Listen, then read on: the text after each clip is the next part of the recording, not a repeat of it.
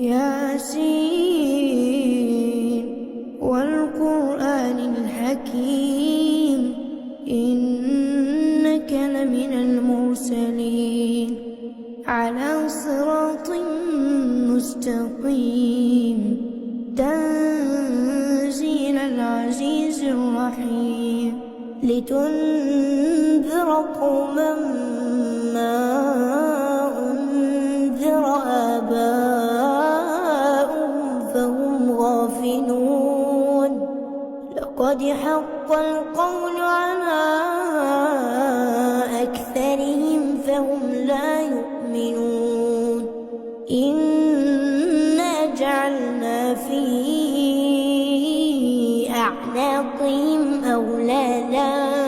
فهي